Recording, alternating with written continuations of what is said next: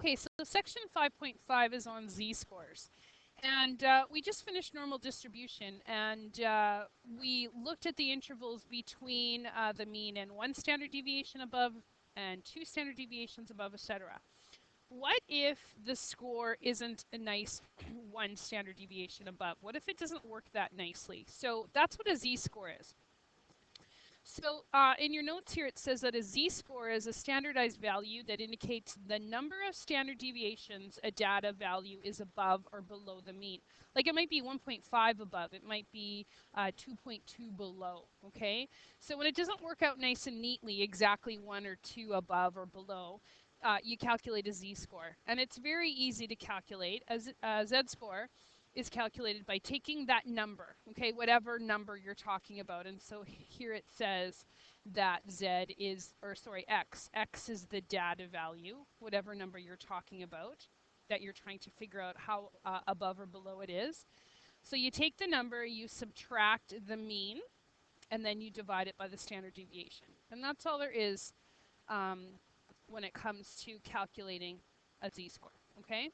So z-scores can be used to compare different sets of data that do not have the same mean and or standard deviation.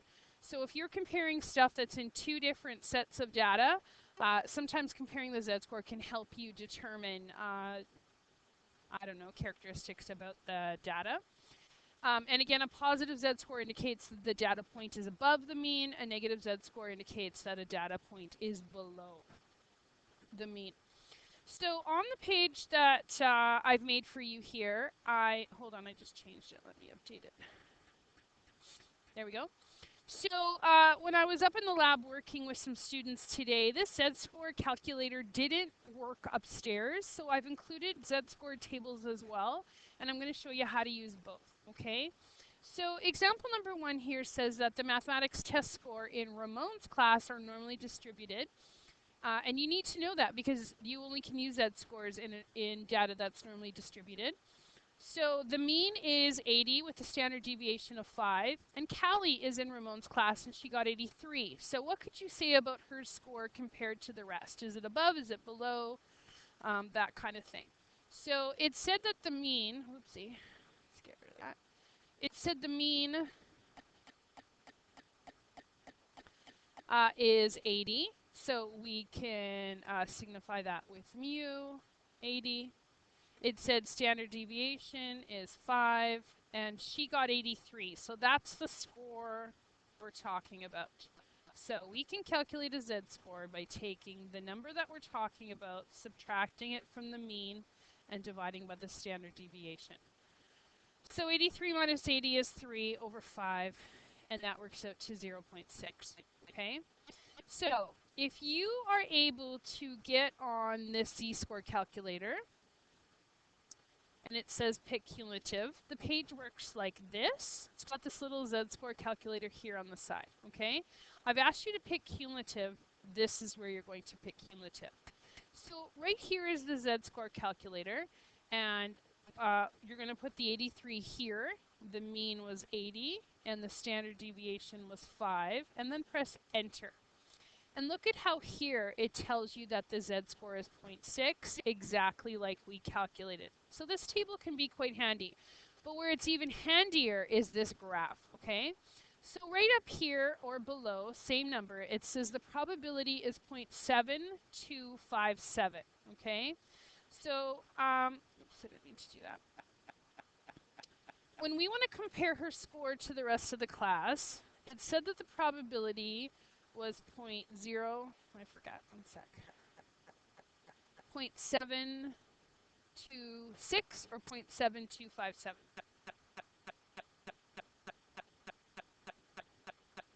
Now, if we talk about the normal distribution graph, okay, remember that halfway is 50%. Okay, we can convert this to 72.6%, and it means that her score is about here. Of course, she's above the mean. The mean was 80. She's at 83. So she's at 73% here. Okay, that means that she scored better. She's better than 73% of the class. She's less than what, though? What's left over? 27% less than 27%. Okay? So have a look at this graph, because you know what's really important about z-scores is z-scores are to the left. And notice that the red part is colored in, okay? If you're not able to use this chart, then you're going to, one sec, you're going to go back to the table. You're going to use a z-score table, okay? And these are also in your textbook, so you can use it if you want in the textbook, or you can use it on here. So remember that in our calculation, we calculated that the z-score was 0.6. So it's nice when we have that table, or we have this, and we can plug in 0.6, or we can calculate 0.6, and it comes up with this nice table. But what if you can't, for whatever reason, the Java isn't working or whatever, and you can't get this table?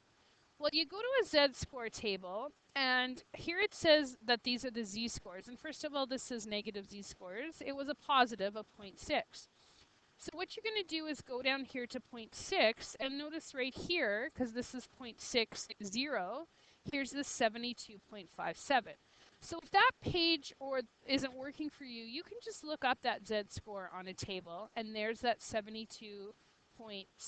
Remember, it also said 72.57. It's exactly right here, 72.57.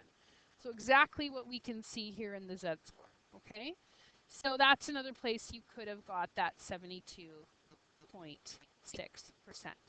Okay, so when we compare her score to the rest of the class, we could say that she's better than 73% of the class. You could say 72.6, but round it up. Okay, so example number 2 is kind of a funny one. It says that the mean lifespan of a non-stick frying pan is 2 years, with a standard deviation of half a year. Carney is an avid cook and wants to replace her frying pan after 65% of its natural life. When should she replace the frying pan, and assume that the lifespans of this type of frying pan are normally distributed?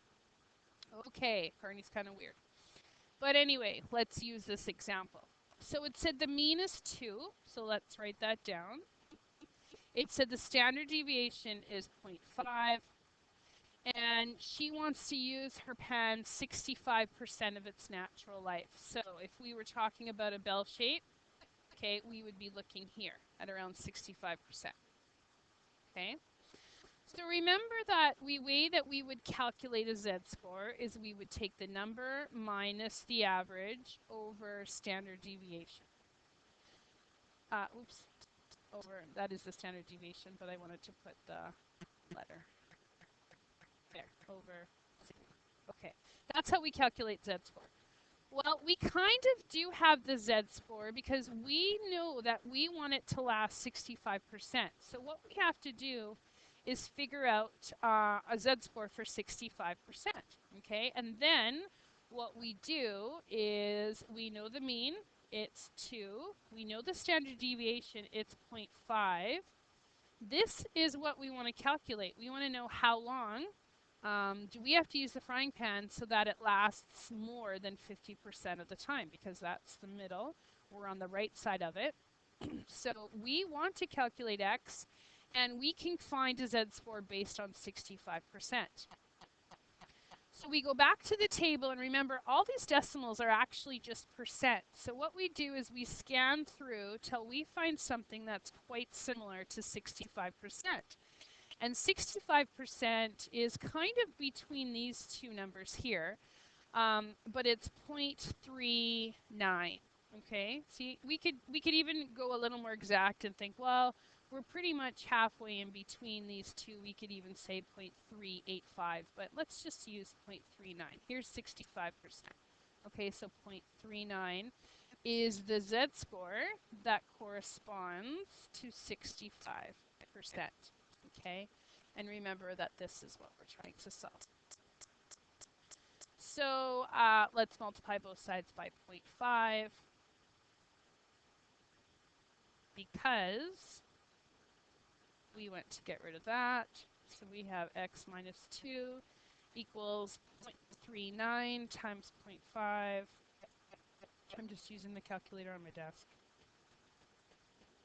0.195.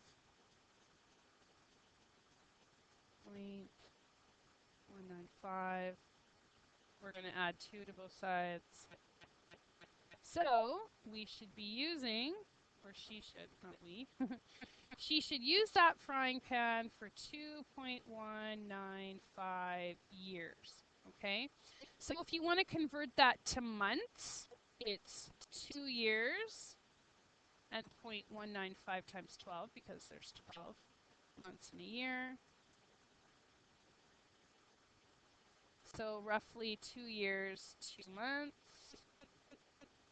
You could get really crazy and go to days. 0.195 times 365.